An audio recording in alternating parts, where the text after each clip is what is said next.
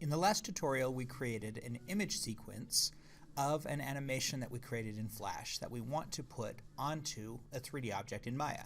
Now, keep in mind, I didn't mention this last time, but that image sequence does not keep the audio. So we brought in some audio into Flash so that we could sync it up, but that audio is just there as a reference. We don't want to keep it in Flash or even keep it in Maya other than as a reference.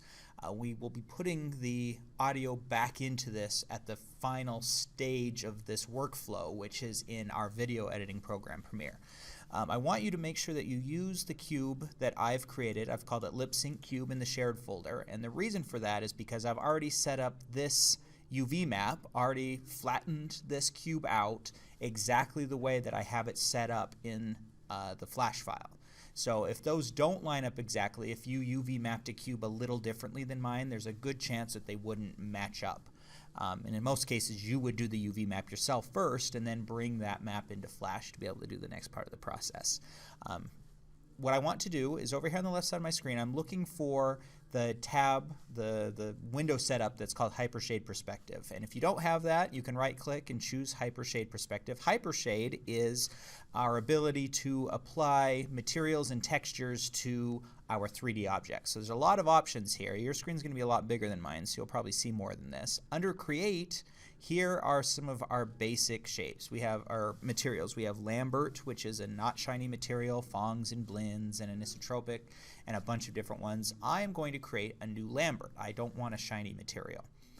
You'll notice that there's a Lambert already in our library. This is the default one that everything that we bring in, every new 3D object, will automatically have this material placed on it. So I don't really want to do things to this one. It'll be weird when I bring new stuff in, and it also has my lip sync on it. So I create a new one just by clicking here under Create. You'll see that now that appears in my materials library. If I double click on it, it should appear now in your attribute editor if it didn't already. And the first thing that I want to do is change that name from the non-descriptive Lambert 2 to something that I'll actually recognize. I'm going to call it mouth, or moth's mouth. There we go. And now that one says mouth.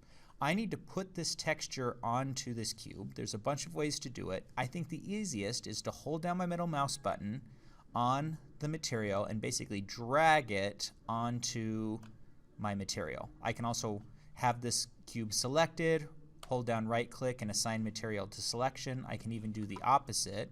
I can right click on the cube, go down to the bottom, which is off the screen here, and say assign existing material and choose mouth. But I think the easiest one to remember is just middle mouse dragging it onto here. And I can know that it's working because if I change the color of this, I should see that color change on the cube as well. I don't want a color on here. I want that image sequence from before. So I need to create a new node. I'm going to connect to this color attribute by clicking on this.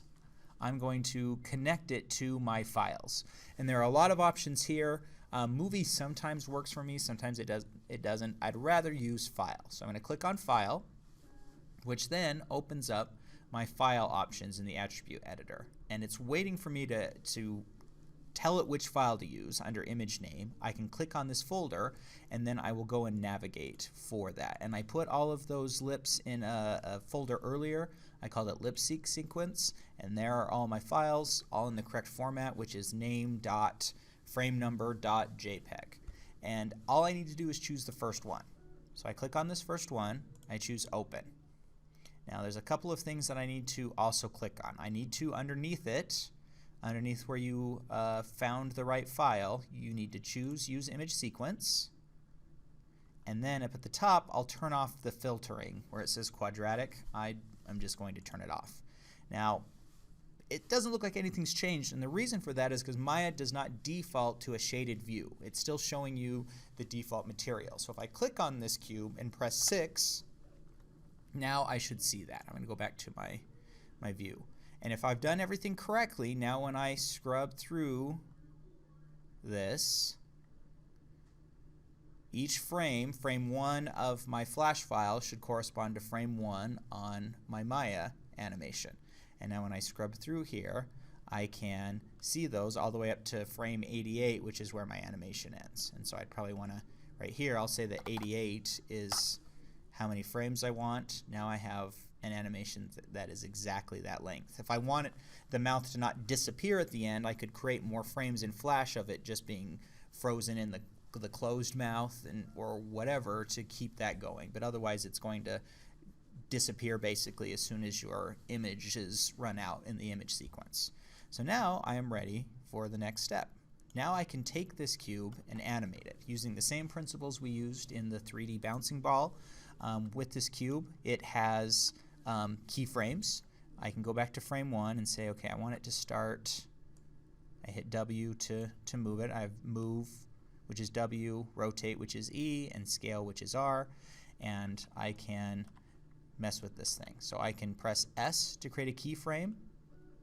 And maybe what I want it to do is I'm going to have it squished down. So maybe at frame, I move it forward to the frame I want a change to happen. I make the change. So I'm going to squish it down just a little bit and move it back down. And then after I've made the changes, I press S to lock them into a keyframe. So now, from frame 1 to frame 5, he shrinks down.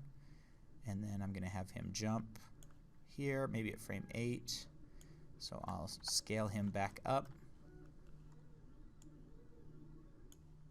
And I'll rotate him. That was E.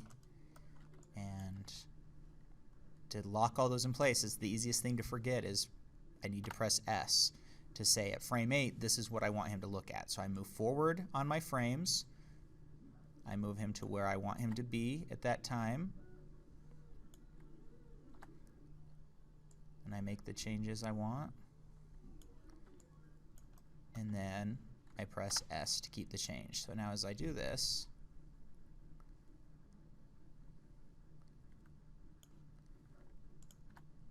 and then maybe here is where he'll hit the ground.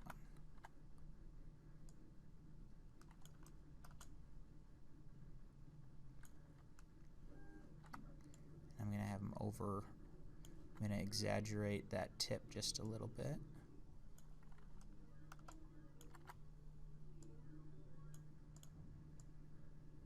And I can keep doing this and animate that sequence. In the last tutorial, I will show you how we can now, we'll have to do basically the same thing again in Maya. We're going to export from this, we're going to export another image sequence from Maya so that we can bring it into Premiere and do our last edits to finish this project.